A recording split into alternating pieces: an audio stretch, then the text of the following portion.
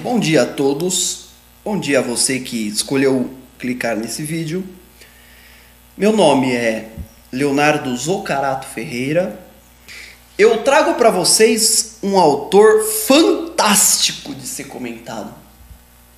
Um autor que todos que se interessam deveriam conhecer.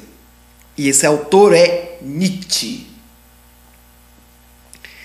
E o livro que eu escolhi de Nietzsche é O Crepúsculo dos Ídolos. Olha, gente, a primeira coisa que eu vou falar para vocês é assim. Eu não recomendo a leitura de Nietzsche para você que está iniciando nesse negócio de filosofia, sabe? Eu preciso começar falando isso. A leitura de Nietzsche não é para iniciantes. A leitura de Nietzsche não é para aqueles que já não têm uma bagagem da filosofia.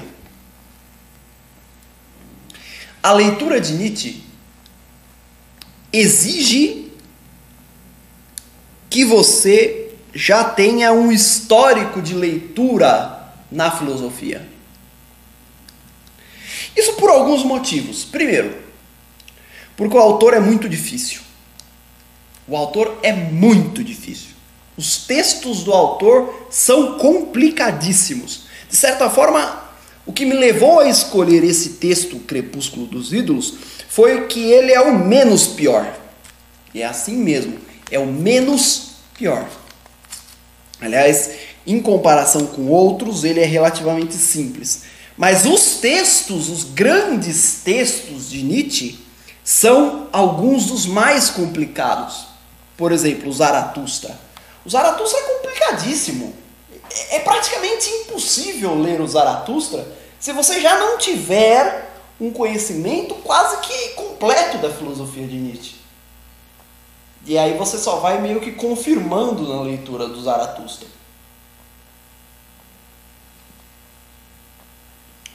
Nietzsche é um autor que, em primeiro lugar, ele não se dá o menor trabalho de provar o que ele está dizendo. Sabe aquela coisa que a gente... Não sei se vocês fazem ou fizeram faculdade. Na faculdade, quando a gente vai fazer o trabalho de conclusão de curso, vem o professor e fala assim pra gente: olha, vocês têm que ter um método tal. Então, o que ele fala basicamente é o seguinte: nós temos que escrever uma tese e aí nós temos que escrever todos os dados que apoiam ou suportam aquela tese. Pois é, Nietzsche está pouco se fudendo para esses dados. Nietzsche fala o que ele acha, explica, se ele achar que tem que explicar, se não acha, vai para frente, e não se dá o menor trabalho de provar, demonstrar, etc. Você é que veja aí e procure entender o que ele está dizendo.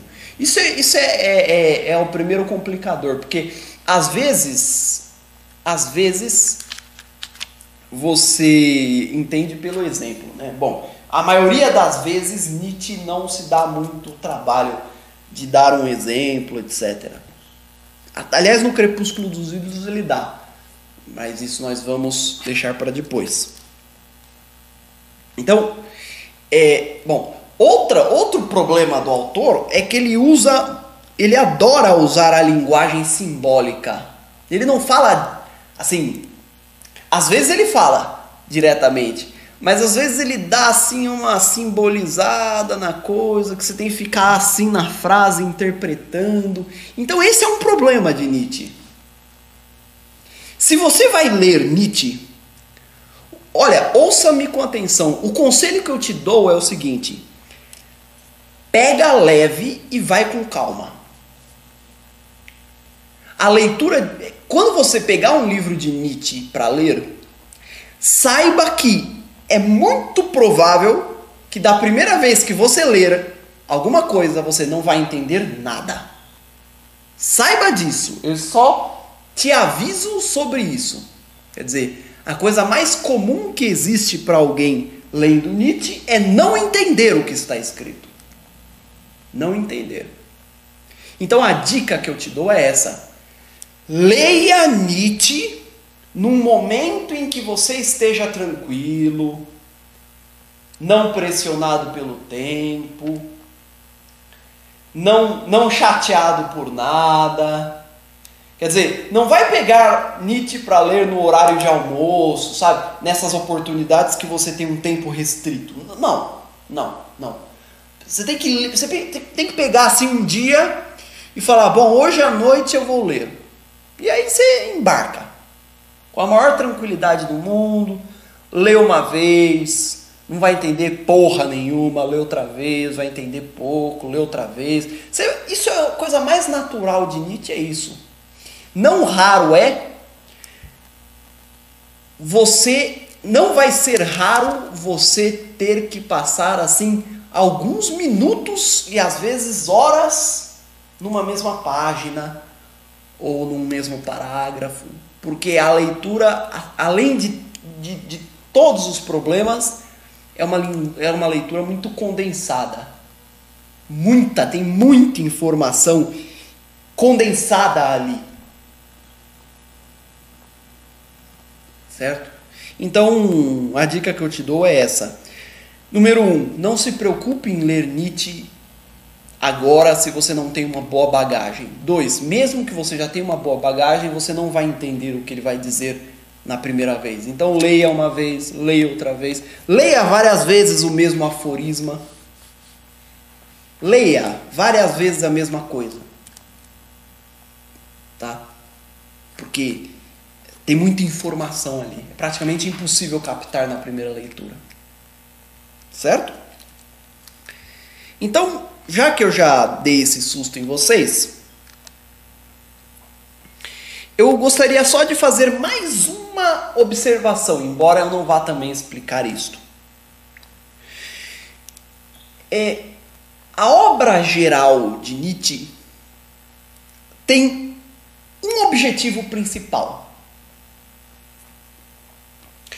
fazer a denúncia da cultura ocidental e propor uma nova forma de convivência. O que significa denúncia à cultura ocidental? É assim, Nietzsche olhava para a cultura universal e via que essa cultura estava assim, imersa num modo de pensar religioso, que nós vamos abordar a exaustão hoje. Nietzsche observava que mesmo aqueles que diziam não acreditar em Deus, mantinham um esquema mental, mantinham estruturas mentais religiosas. Nietzsche olhava para a cultura ocidental e ele percebia que era uma cultura cheia de fantasias, falácias, mitos, ídolos, estátuas apodrecidas e no fundo, sempre um ódio ao mundo da vida. O centro da nossa aula de hoje é isto. Nietzsche olhava para a cultura ocidental e percebia nela um ódio ao mundo da vida. E o que é mundo da vida? É o mundo dos instintos, é o mundo dos desejos, é o mundo da carne, é o mundo do corpo.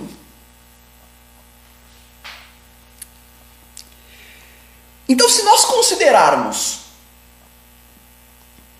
que a cultura ocidental é fortemente influenciada pelo cristianismo, de repente aí nós conseguimos ver que uma das recomendações do cristianismo é: negue a carne.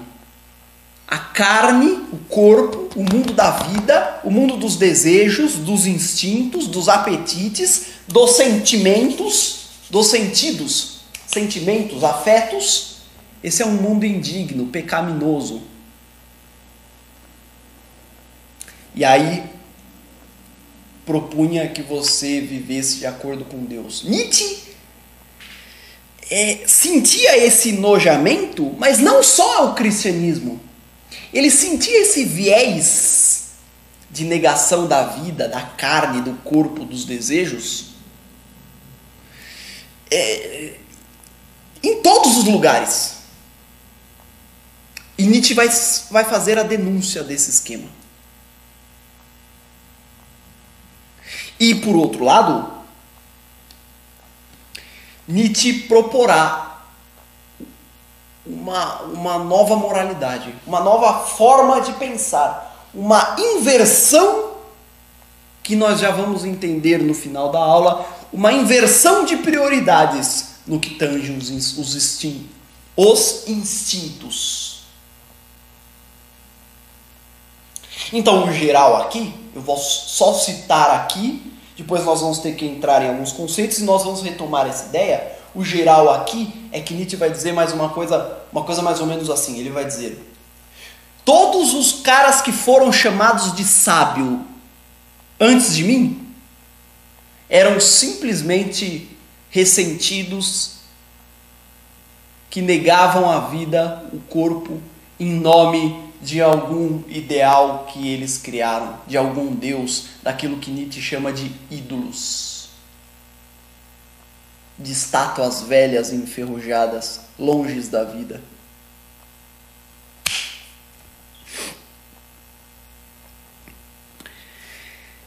Eu gostaria de citar ainda, como uma introdução, que por esse mesmo motivo, Nietzsche é tido pelos historiadores da filosofia ou do pensamento, ou sei lá o quê, como o marco da mudança da modernidade, que começa ali com Descartes, o marco da mudança desta modernidade, que ele criticava muito, Nietzsche criticava muito, para a pós-modernidade. Nietzsche é uma espécie de pioneiro deste movimento. A mudança desse paradigma, a modernidade para a pós-modernidade. Só isso. Não vou ficar explicando isso agora não. Então, certo, gente. O esquema nosso aqui, desta aula, então eu gostaria de esclarecer como é que eu vou começar aqui. Eu vou fazer o seguinte, olha, a obra de Nietzsche é muito grande. Você tem muita coisa para ser dita aqui. Eu não vou conseguir dizer isso nas aulas que eu vou dar sobre o Crepúsculo dos Ídolos. Então eu quero deixar claro que eu pretendo dar outras aulas sobre Nietzsche para ir cobrindo o conteúdo inteiro. Nesta primeira aula, o que eu vou fazer com vocês? O tema central da aula é o niilismo. É o conceito de niilismo. Só que para explicar o conceito de niilismo com alguma fidelidade, eu vou precisar esclarecer o conceito de vontade de poder para o que nos interessa aqui e vou ter que citar alguns aspectos desse conceito para aí entrarmos no niilismo. Então, se vocês gostaram desse cronograma, assistam aí, tá? Vamos lá. Vamos lá. Essa primeira parte, eu já aviso, essa primeira parte é pesada, é dura, então eu vou falar bem lentamente. E se vocês tiverem dúvida, comentem, por favor, que eu respondo. Vamos lá. Vamos lá. Olha, gente, eu vou começar da seguinte maneira. A primeira coisa que nós vamos entender é como Nietzsche via o mundo. O que Nietzsche achava do mundo? Então é o seguinte: para Nietzsche, o mundo era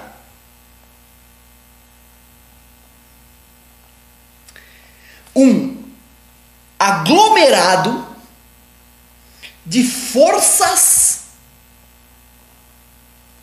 envolvidas numa luta caótica. Professor, fudeu. Vai começar assim? Desculpa, gente. Vamos lá. Para Nietzsche, o mundo era um aglomerado de forças em luta caótica. Para melhorar a nossa compreensão,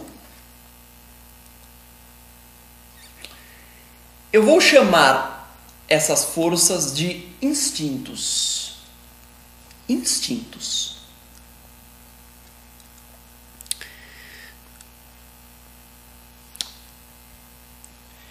Quando Nietzsche diz isso, dá esta definição, quer dizer, essa definição ele não falou assim, né? Eu estou falando assim.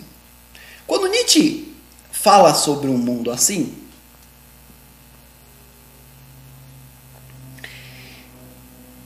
o que ele está dizendo? Em primeiro lugar, o mundo para Nietzsche não tem um começo. Não tem um começo.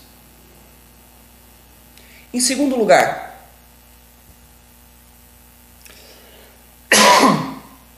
o mundo para Nietzsche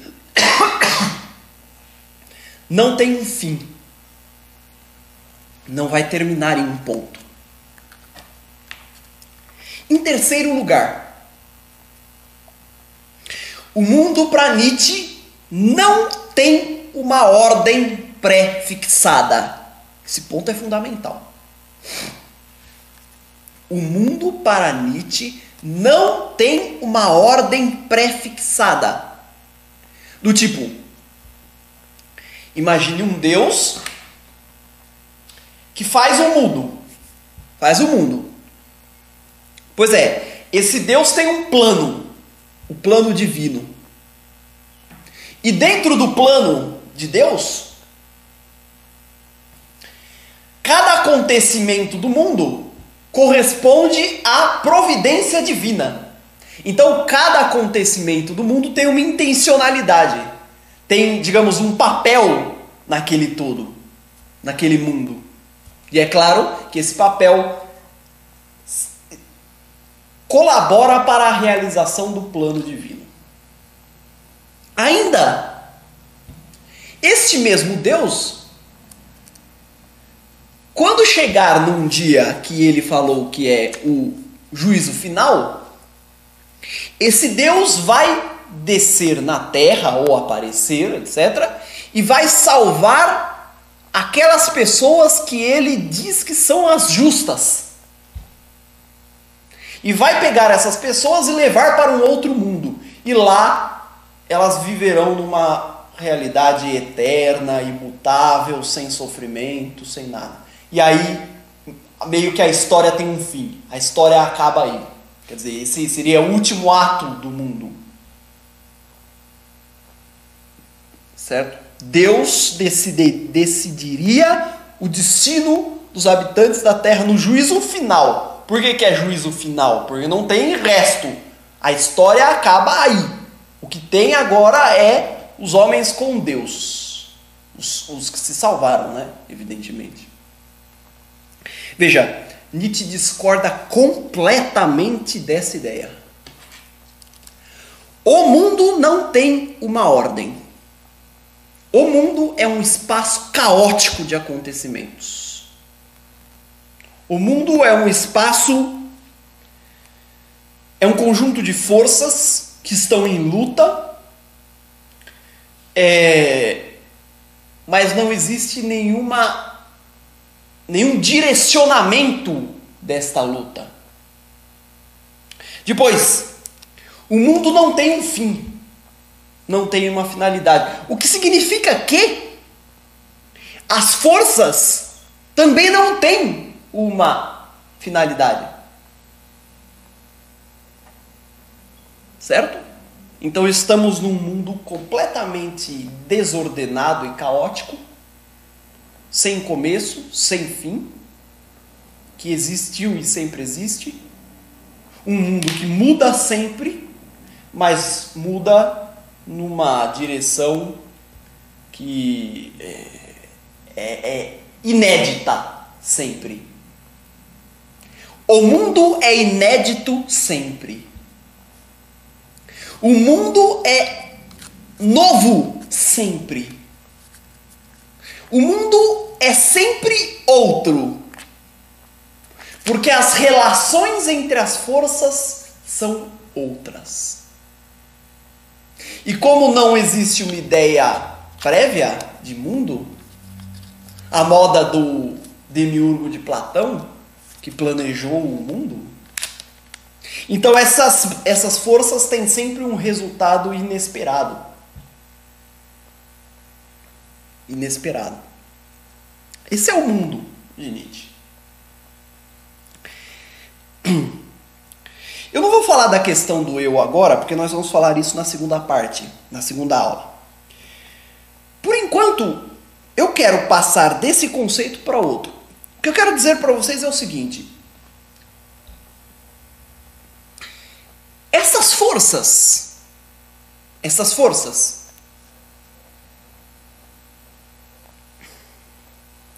elas têm todas uma essência.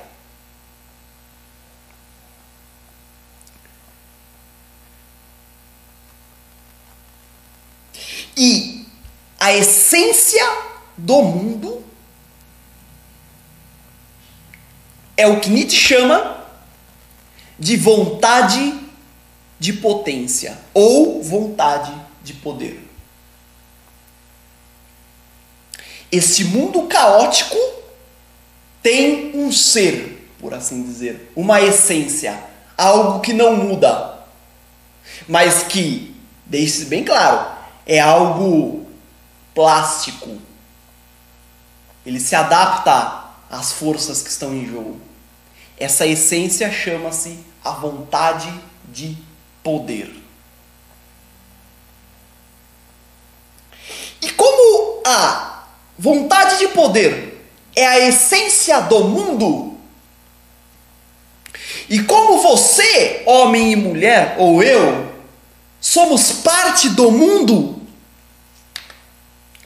a consequência disso é que a nossa essência também é a vontade de poder. Beleza? Então olha o salto que nós demos. Haveria um monte de coisa que eu teria que explicar aqui. Eu não vou explicar, senão essa aula não termina nunca.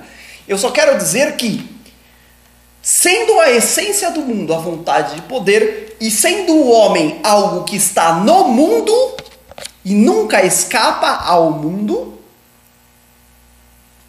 o homem também é vontade de poder. Sobre isso, antes de entrar a fundo na vontade de poder, para explicar o que é, eu esqueci de dizer uma coisa. Esse mundo caótico, esta luta entre forças, esse mundo é o único que existe. Esse ponto é fundamental. O nosso mundo, esse mundo que nós estamos vendo, que é uma luta caótica de forças, esse mundo é o único que existe. Não há outro mundo e nem outra coisa fora do mundo. Tudo o que existe é mundo. Não há um Deus fora do mundo, não há um mundo das ideias fora do mundo, não há Hades fora do mundo, não há um Zeus fora do mundo, não há nada. Existe o quê? Existe o mundo. O mundo. E nada além do mundo. Tá? Eu estou aqui subindo degraus. Para que em algum momento a gente faça essa união. Vamos lá. Eu dizia que o mundo é vontade de poder. O que é vontade de poder? É assim. Todas as forças no mundo buscam a sua autoexpansão. Isso é vontade de poder. Eu sei que você deve estar desesperado, mas fique tranquilo que eu vou dar exemplos disso, vai ficar bem claro. Vamos voltar. O que é vontade de poder? Vontade de poder é a vontade, digamos, é a direção, é o sentido de tudo o que existe no mundo. E que sentido é esse? Tudo o que existe no mundo, o que quer é não só conservar-se, como também expandir-se. A natureza de tudo o que existe no mundo é uma natureza expansiva. O que tudo o que existe no mundo quer é crescer indefinidamente. É conquistar cada vez mais poder sobre a realidade. A essência de todas as coisas no mundo é que tudo o que existe no mundo quer dominar o resto da realidade.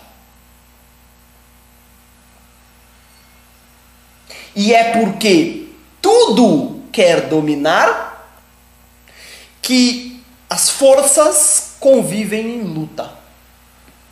Porque uma quer dominar a outra e a outra quer dominar a uma.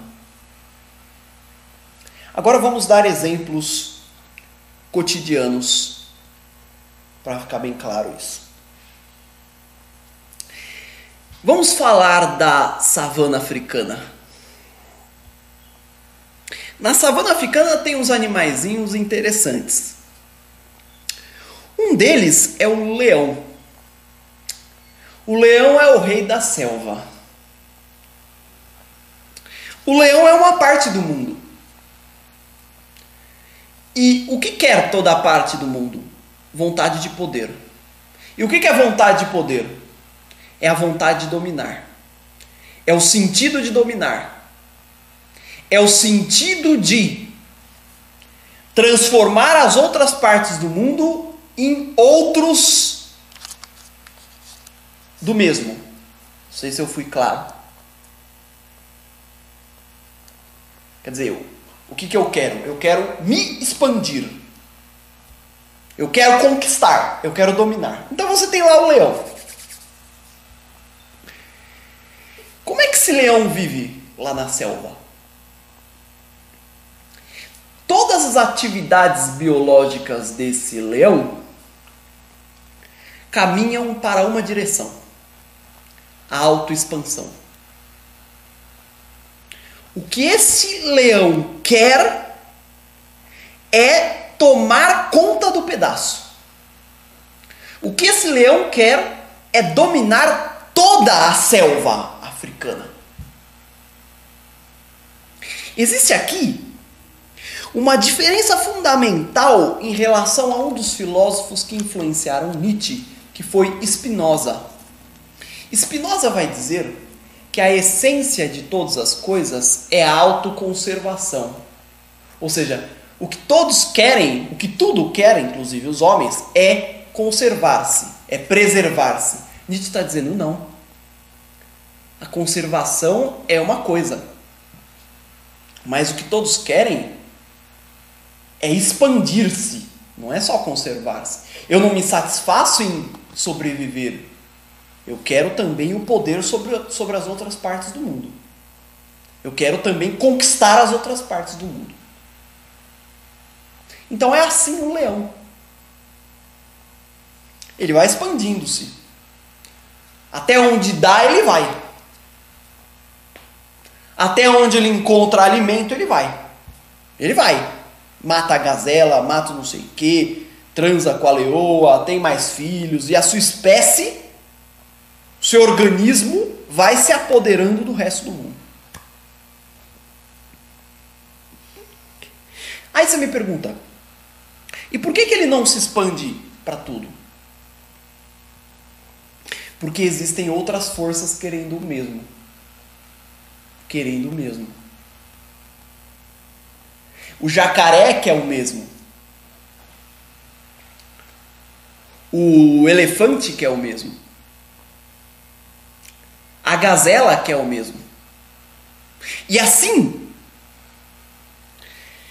o que nós chamamos de ecossistema é o resultado, é a expressão desta luta entre partes do mundo que querem se impor umas às outras.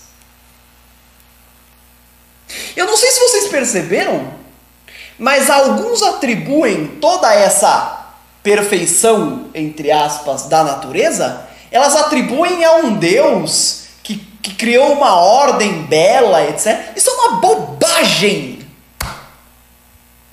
O que existe é um mundo com forças em conflito. Não há ordem por trás disso. É um estado caótico de coisas. Mas é um estado que acaba de uma forma ou outra entrando em equilíbrio. E esse equilíbrio pode ser rompido a qualquer momento. A qualquer momento. Vai lá o homem e põe mais 500 leões lá e pronto, explode o negócio. O que Nietzsche deixa claro é que, sendo a vontade de poder a essência de tudo, né, sendo da essência de todas as coisas no mundo a autoexpansão, o sempre querer mais, isso é expansão. Eu sempre quero mais. Eu nunca estou satisfeito com o que eu sou. Eu quero mais de mim no mundo. E mais, e mais, e mais. Sendo essa a essência do mundo, Nietzsche deixa claro o seguinte: nenhuma força tem a capacidade de se negar. Nenhuma força tem a capacidade de se negar. Ou seja, de segurar a onda da vontade de poder. De frear a vontade de poder. A vontade de poder, agora passando para o homem, é o instinto mais primitivo e essencial do homem.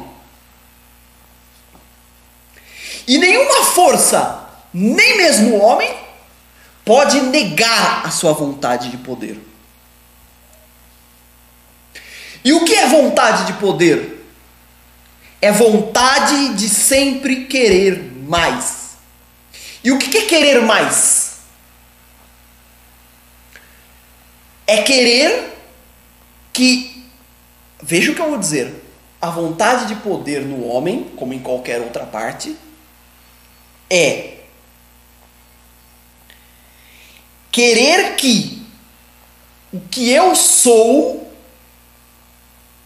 transforme as outras partes da realidade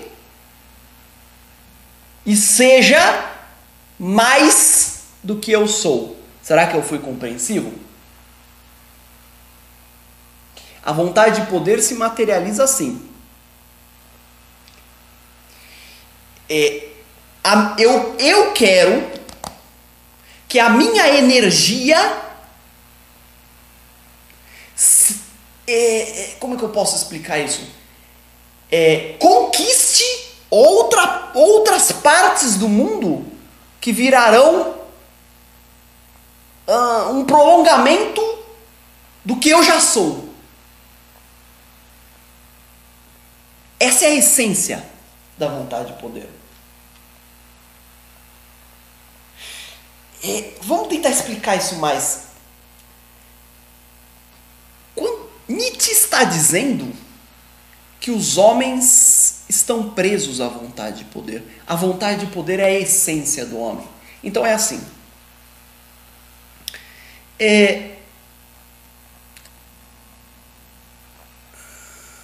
Paulo Freire dizia que a essência do homem é a convivência.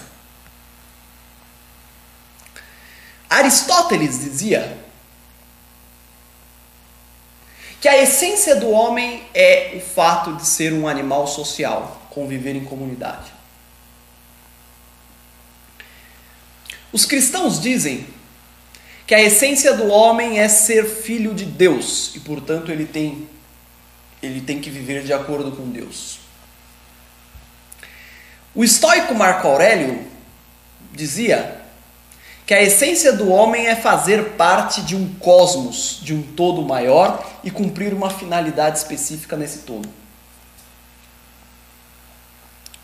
O que Nietzsche está dizendo é que a essência do homem é buscar o domínio sobre as outras partes do universo. O que todos nós queremos, todos, sem exceção, é dominar as outras partes do todo, do mundo, do universo. O que todo homem de A a Z quer é controlar, dominar, se apoderar do outro. E que outro? Todo o resto. Tudo aquilo que ainda não é ele. Tudo aquilo que não sou eu desejo ter o poder sobre isso. A essência do homem é sempre a expansão do seu poder. O homem não tem como essência, como vai dizer Spinoza, a própria sobrevivência ou a própria preservação. Não. O homem não quer só a preservação, a sobrevivência. Ele quer a expansão. Ele quer o domínio sobre o outro. Ele quer o controle sobre o outro.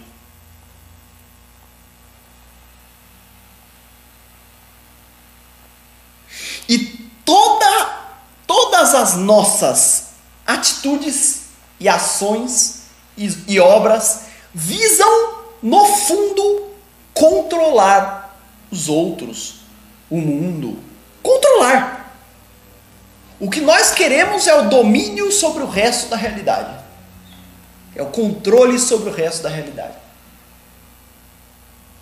Não sei se você percebe.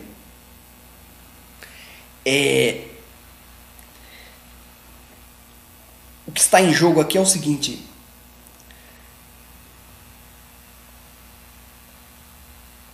Não existe, para Nietzsche, a ideia de um homem que tem um instinto. Por exemplo,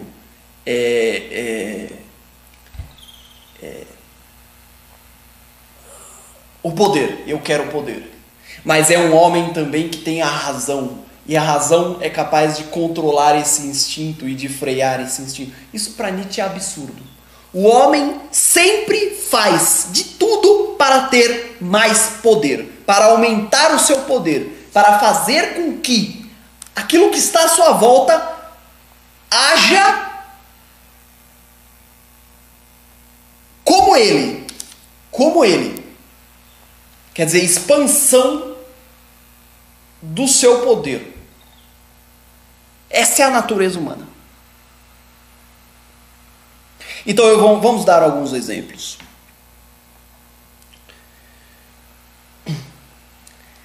Quando um juiz tem um cargo de juiz, você deve saber, né?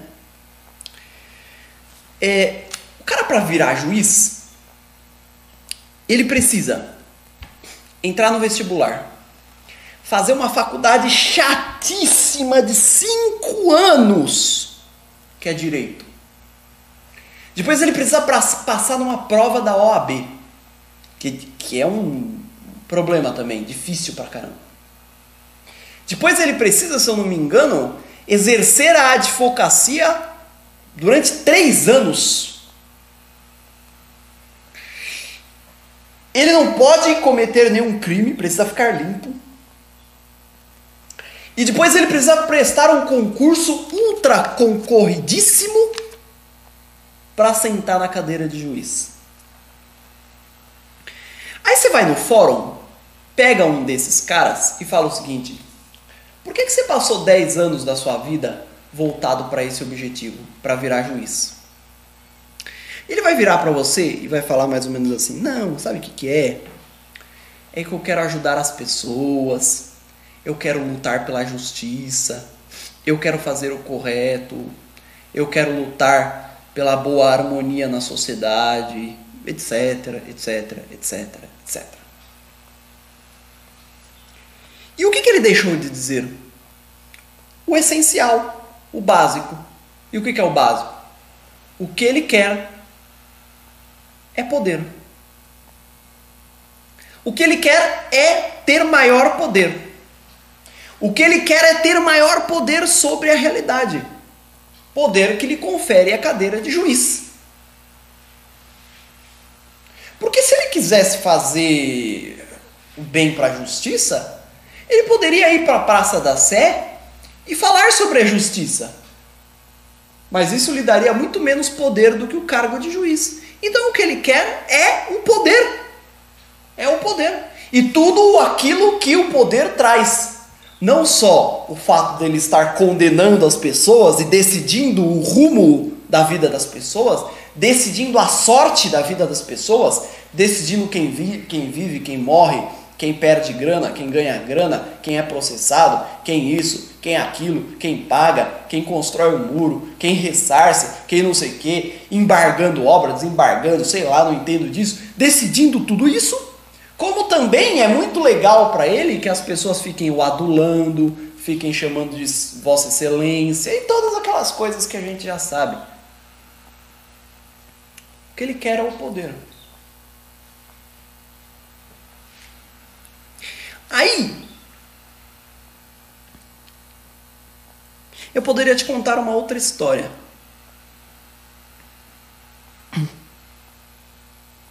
Era uma vez um garoto que fez uma faculdade de história.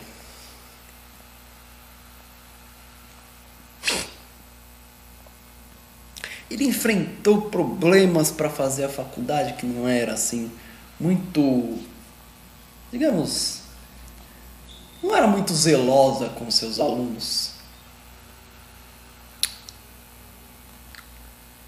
Depois ele fez uma pós-graduação em Ciências Humanas, uma coisa que ele não usou pra porra nenhuma, tá lá o diploma jogado lá no canto ali.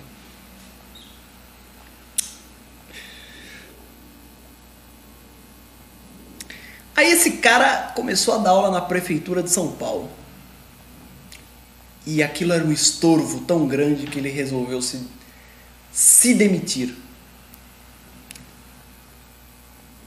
E aí, depois de fazer algumas cagadinhas, ele resolve abrir um portal na internet. E aí ele chama esse portal de Escola de Filosofia. Conhece quem é? E aí ele começa a dar aulas sobre as grandes obras da história do pensamento. E sabe o que ele disse?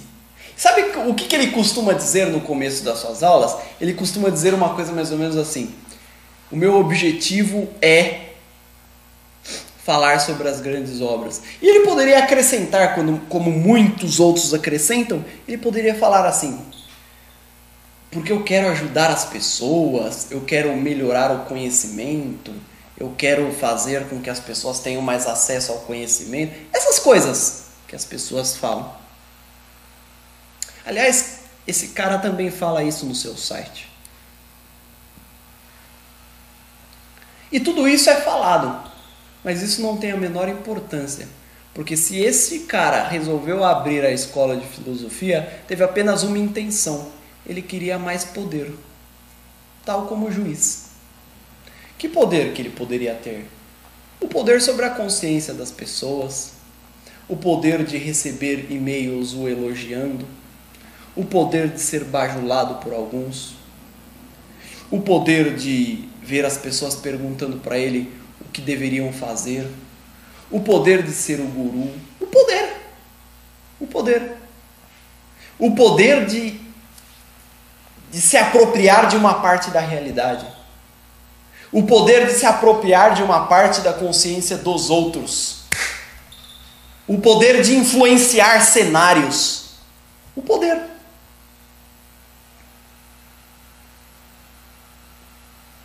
E eu poderia citar mais exemplos. Você vira para um músico, aí você pergunta para ele assim: por que você fez a música aí? Ele fala: é porque essa música ajuda muito as pessoas, ela é uma música otimista, faz as pessoas dançarem. Isso não tem nada a ver. Ele fez a música para ganhar reconhecimento e, portanto, poder. E assim vocês vão vendo que, na perspectiva de Nietzsche, o que todo mundo quer é a própria expansão. E veja, não é uma expansão da humanidade. Não. É uma expansão do sujeito.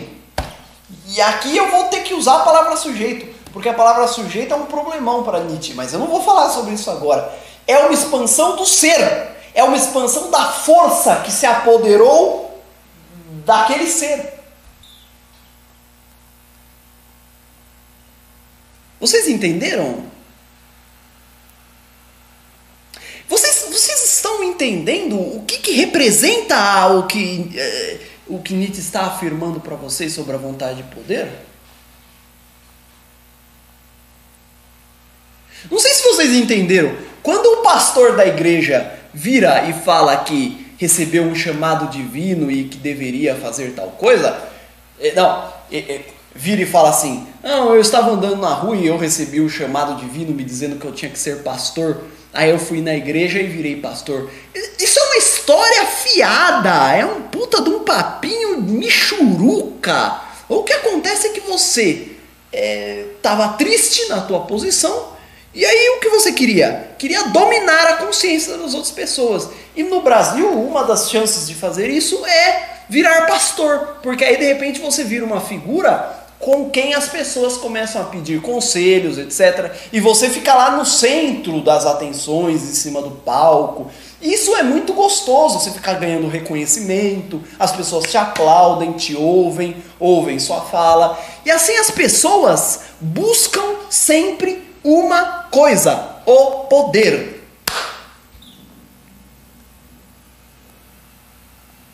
E o que exatamente é este poder? É o poder de se apoderar de outras partes da realidade, inclusive das outras pessoas.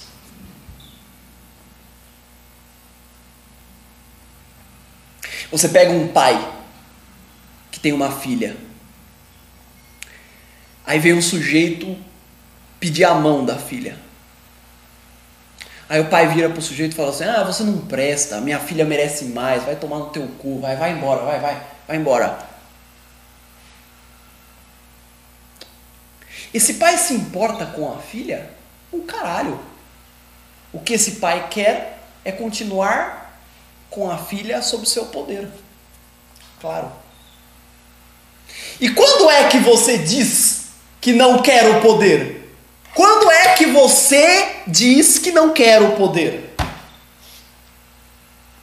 Quando você já sabe, ou você tem assim a impressão de que você não vai conseguir o poder. Então, antes de perder o poder, você já mesmo desiste da luta. Por quê? Porque, falando dos homens, não sei se você percebeu, mas tem um probleminha aqui grave. É o seguinte: eu quero poder, vocês também querem, cara aqui do meu vizinho aqui, ele quer, todo mundo quer o poder, mas não tem poder para todo mundo o suficiente, até porque não tem poder que satisfaça ninguém, porque a essência do homem é a vontade de poder. O homem está sempre querendo mais. Não existe o homem satisfeito com o que já tem. Todos nós queremos mais e mais e mais e mais e mais poder. Todos, eu, você, etc. Então não sei se você percebeu, mas isto nos obriga a uma luta. Nós somos obrigados pela nossa própria natureza, pela lei a qual nós estamos regidos, somos obrigados a lutar pelo poder, lutar pela realidade.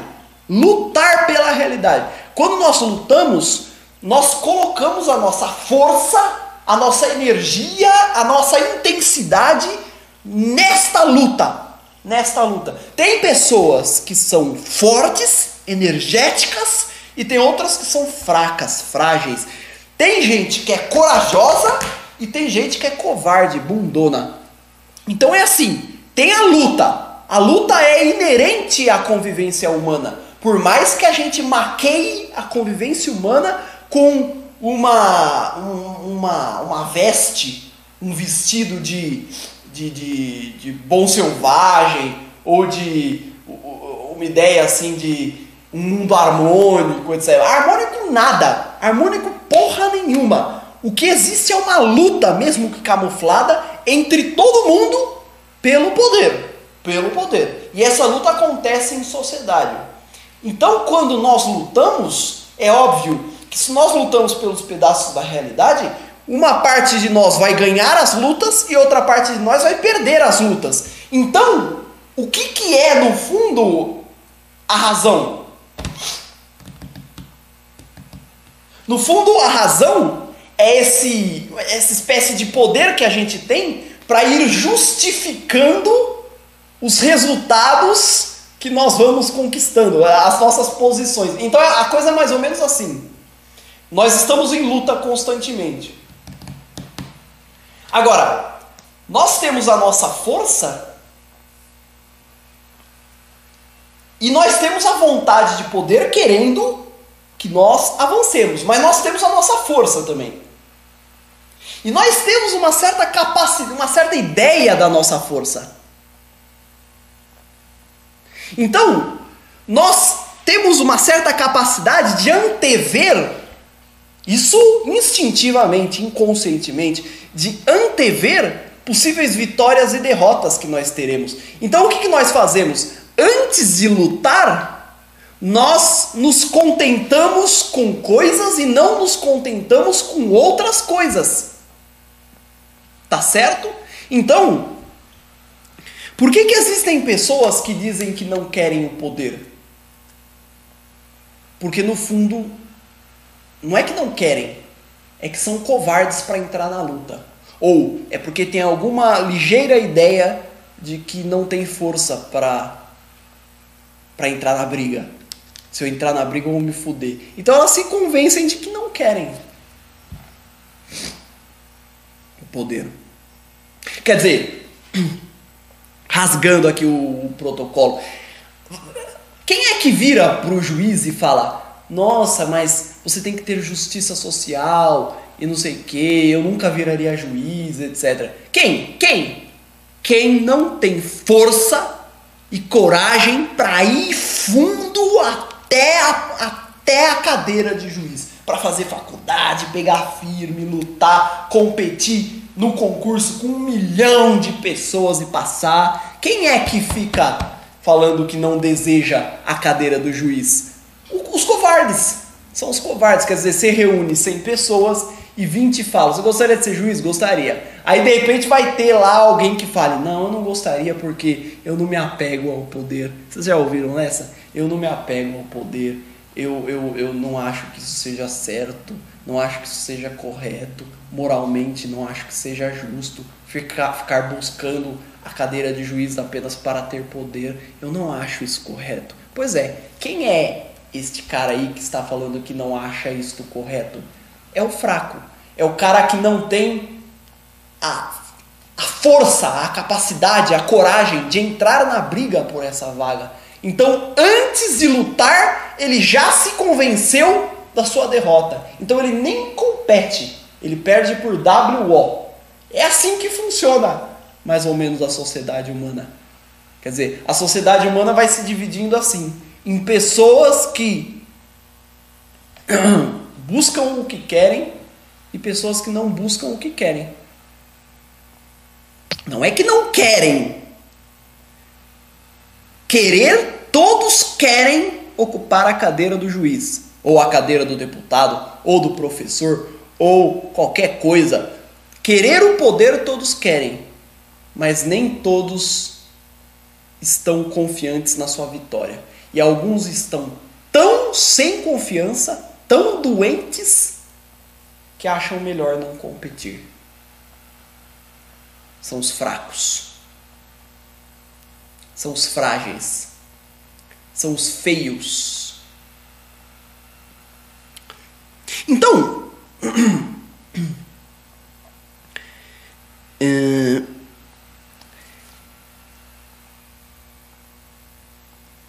a vontade de poder, avançando um pouco mais,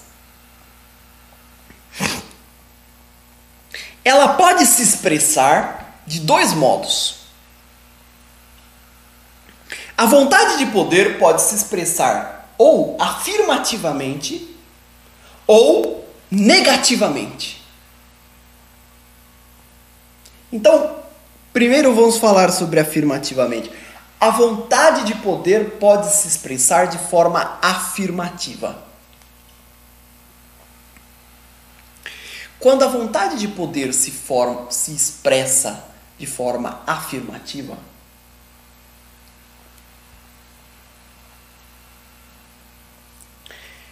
a força, uma força, eu vou usar a palavra indivíduo, foda-se Nietzsche. O indivíduo, a força, aquele que é a expressão da vontade de poder, ele, como ele age? Ele busca dominar outras partes da realidade. Em suma, ele assume sua vontade de poder. E na sua busca, ele exerce uma ação criadora. E o que ele cria? Mais dele mesmo. Mais dele mesmo. Então, a vontade de poder afirmativa é aquela onde uma forma busca dominar outras partes da realidade. E ela vai lá e domina outras partes da realidade. E nestas partes ela cria o quê? Ela cria outras imagens, eu vou usar essa palavra, dela mesma na realidade.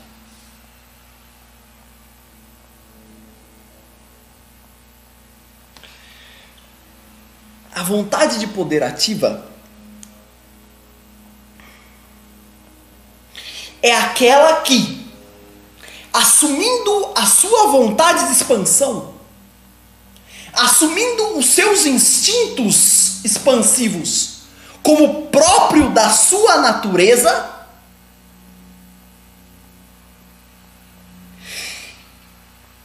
dá vazão a esses instintos e busca criar o seu ser no resto da realidade. Vontade de poder afirmativa. Afirma a sua vontade de poder. Esta vontade de poder, ela expande-se, afirmando-se no mundo. E quando ela faz isso, ela afirma a vida. Então temos aí vários elementos para comentar. A vontade de poder afirmativa É uma vontade ativa, ação. Essa vontade, ela não se preocupa muito com os outros. Ela não quer saber muito dos outros ou da força dos outros. Ela vai atrás do que é seu. Existem indivíduos que são assim na sociedade. Eu vou passar sempre eu vou sempre usar esses tipos de exemplos que são mais fáceis. Existem indivíduos que são assim, afirmativos. Sabe como que é um indivíduo afirmativo?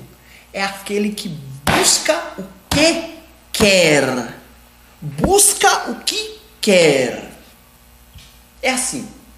No mundo, existem pessoas que ficam medindo as outras. E aí elas ficam falando, eu acho que não vai dar pra mim.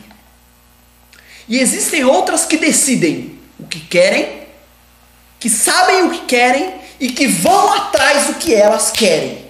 E conquistam o que elas querem. Estas forças afirmam-se na realidade.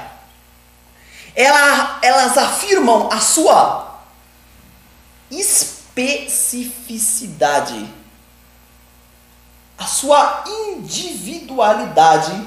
E aqui eu não estou preocupado com as complicações que essa palavra vai me trazer.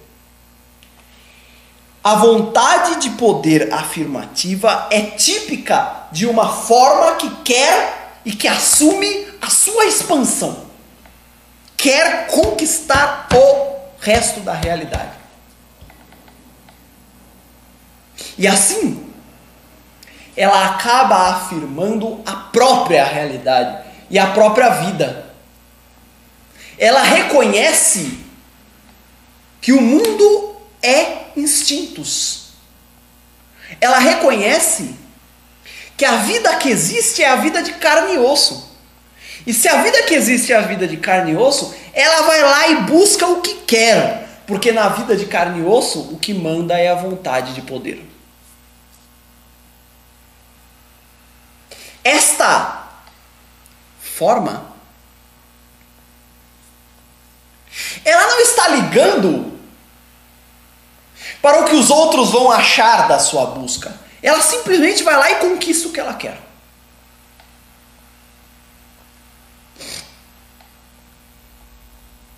Para falar ainda do exemplo do juiz, é o cara que vai lá, faz faculdade, se forma, advoga e tem uma prova, um concurso com 1 milhão de candidatos, ele vai lá e foda-se, eu vou passar. Estuda que nem um cavalo e passa.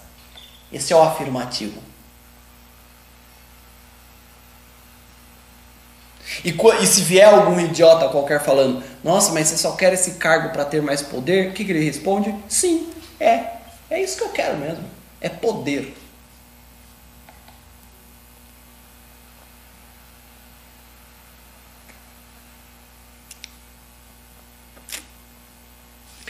A vontade de poder afirmativa afirma a essência do mundo. A vontade de poder. E afirmando-a, afirma a vida. A esta vontade de poder afirmativa, Nietzsche chama de nobre.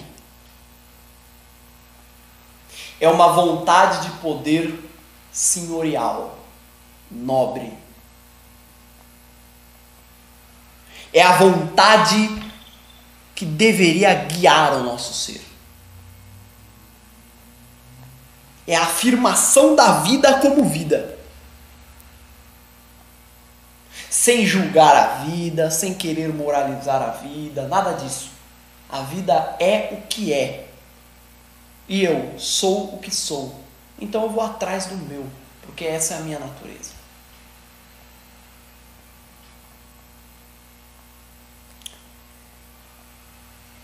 Mas a vontade de poder também pode ser negativa. E a vontade de poder negativa, ao contrário da afirmativa, ela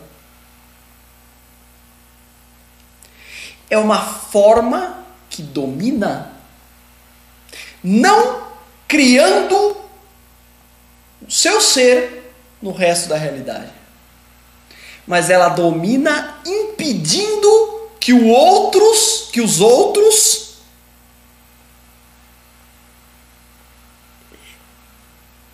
exerçam sua vontade de poder. Você entendeu ou não? Eu vou explicar de novo. A vontade de poder afirmativa é uma vontade que busca o domínio da realidade, afirmando sua essência.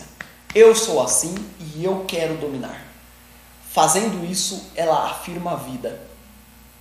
E ela é uma vontade que não está preocupado com o resto da realidade. Ela só quer dominá-la. A negativa é uma forma que também quer o domínio, porque todos queremos o domínio. Ainda é uma vontade de poder. Mas ao contrário da primeira, ela não conquista outras partes da realidade, dominando-as a força, impondo-se a força. Como faz um senhor? Como faz um herói? Como faz um nobre? Um senhor, quando quer o domínio, o que ele faz? Vai lá e domina. Um herói, um guerreiro, quando quer o domínio, o que ele faz lá? Ele vai lá e conquista. Mas essa vontade de poder negativa, não. Essa vontade de poder, ela quer o domínio. Mas como ela exerce esse domínio? Como ela, digamos, materializa esse domínio? Negando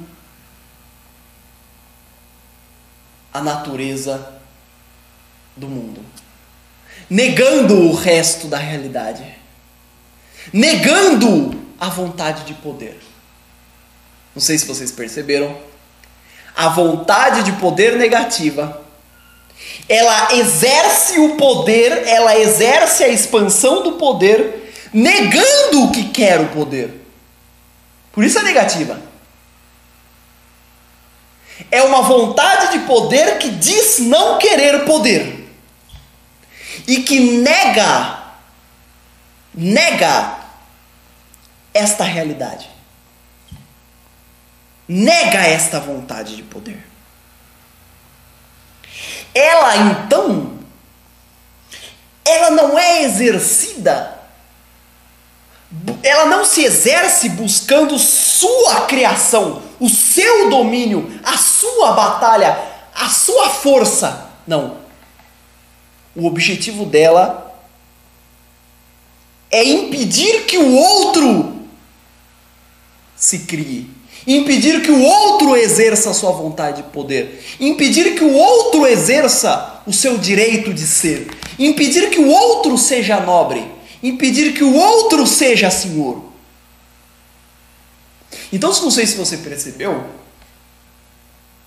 mas a vontade de poder ativa, a vontade de poder afirmativa é ativa. Por quê? Porque ela vai lá e faz acontecer. Ela é ação. E a ação não precisa pensar nos pormenores. Ela vai lá e age. Ação. Ela é pura ação. Agora, a vontade de poder negativa, ela é reativa. Por quê? Porque ela reage à vontade de poder do outro. A vontade de poder negativa é uma vontade de poder direcionada ao outro. É um sujeito que vive não para dizer eu posso, eu quero, eu vou fazer acontecer. É um sujeito que vive para negar isso nos outros. Então vamos dar um exemplo. Dar um exemplo não, vamos comentar. No mundo, existem dois tipos de gente.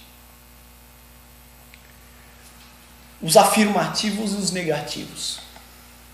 Quem são os afirmativos? Já disse. Aqueles que decidem o que querem e vão atrás do que querem. Um exemplo para Nietzsche eram os heróis gregos. Os heróis gregos eram todos assim. Eles iam lá e faziam o que queriam. A vontade de poder ativa é afirmativa. Ela faz o que quer. E depois existe um outro tipo de gente. Vontade de poder negativa. Estes, como são fracos, como são incapacitados, como são pobres, como são feios, como eles não têm força para competir com aquele forte que está buscando o que quer, ao invés de viver para o seu crescimento, elas vivem para dizer aos outros o que eles não devem fazer. Entendeu ou não? Vai tomar no cu se você não entendeu. Ou você nunca viu isso. A realidade tem dois tipos de gente. Umas que fazem o que querem. E as outras que vivem para dizer aos outros que eles não devem fazer o que querem. É isso. Querer, todos querem. A diferença é quem tem coragem para ir buscar. Alguns querem e vão lá e buscam o que querem. É o homem que vai lá e passa uma cantada e conquista a mulher. Outros querem, mas são covardes e fracos. E aí não buscam o que querem. Só que aí vivem de frear os outros, para impedir que os outros atropelem ele.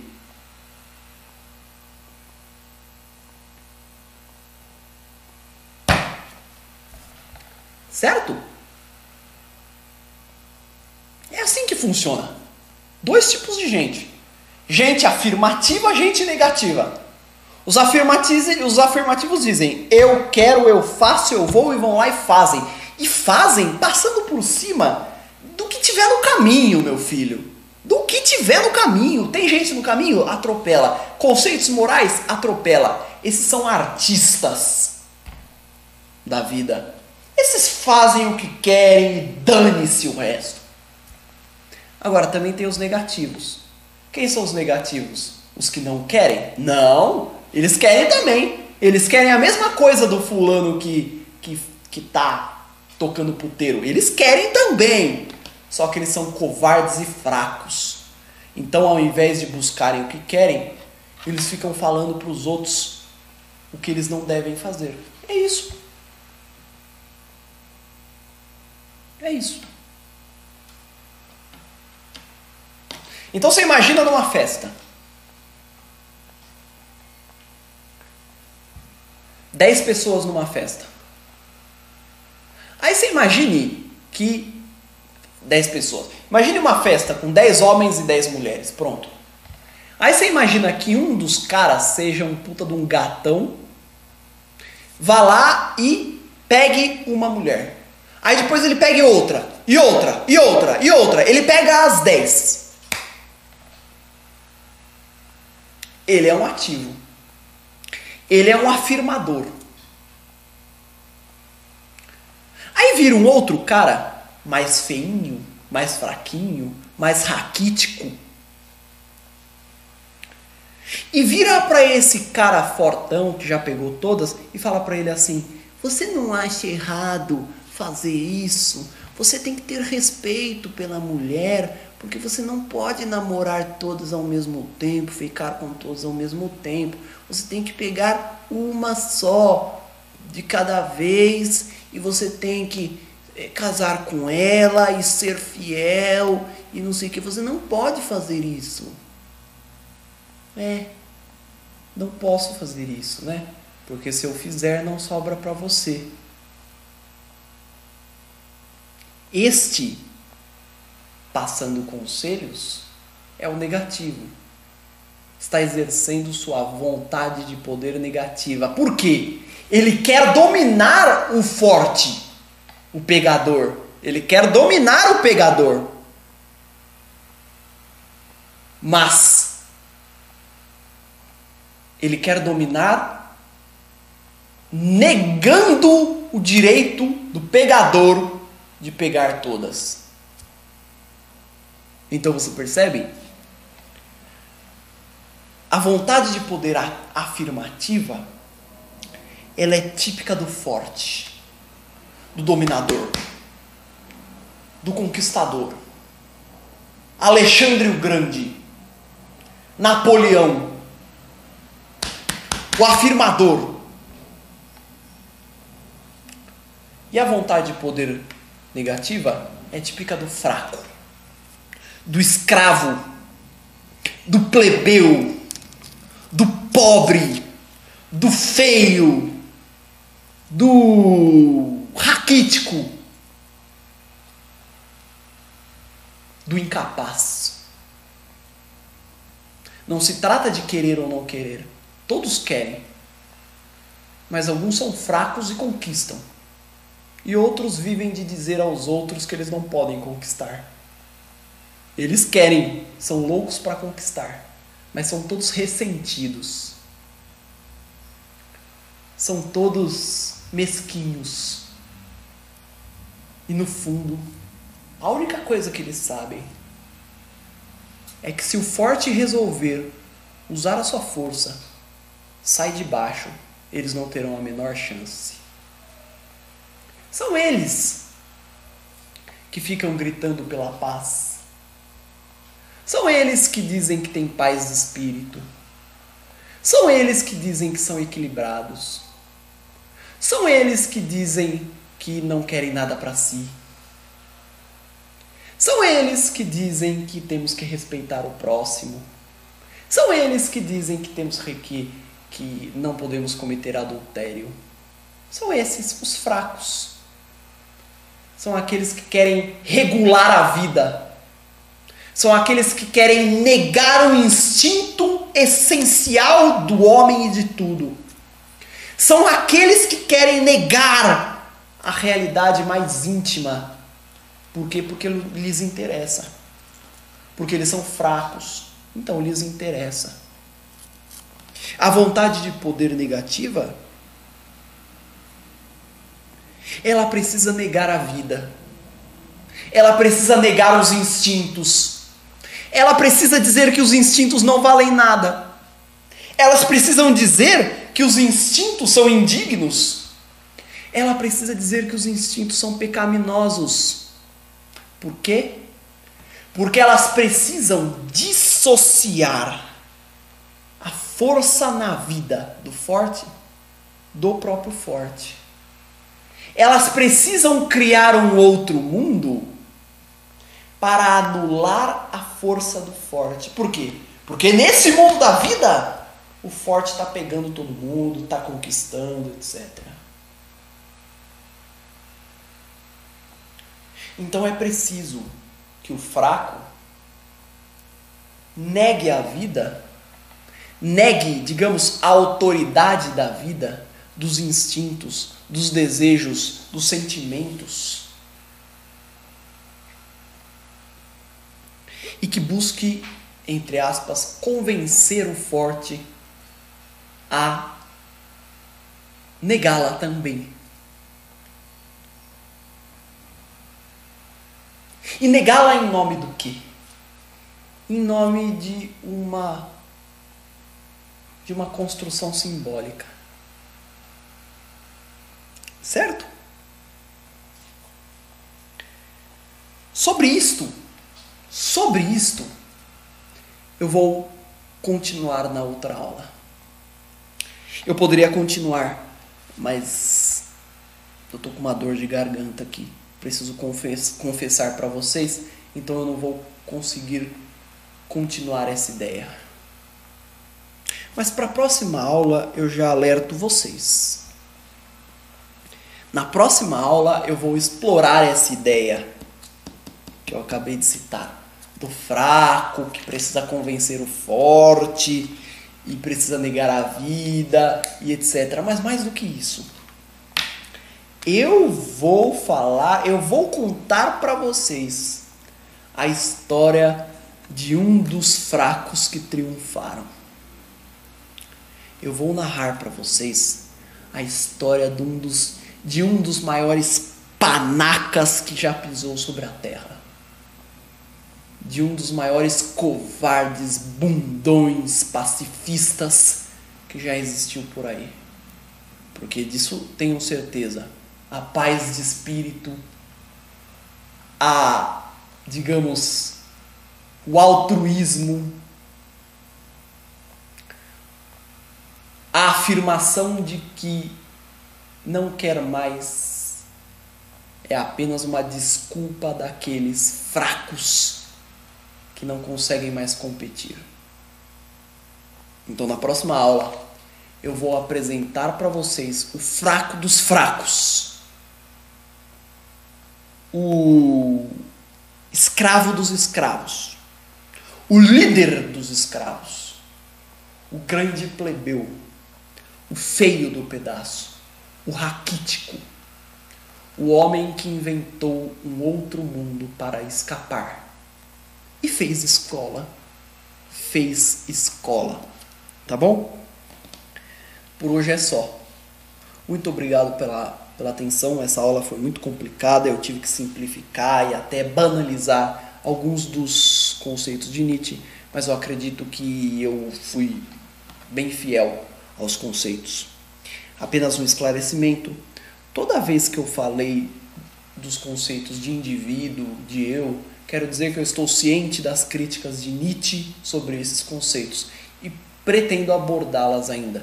Mas por hora é importante que você não considere isso para que consiga entender os aspectos aqui. Tá bom? Tá bom? Obrigado pela presença e até a próxima aula. Tchau, tchau.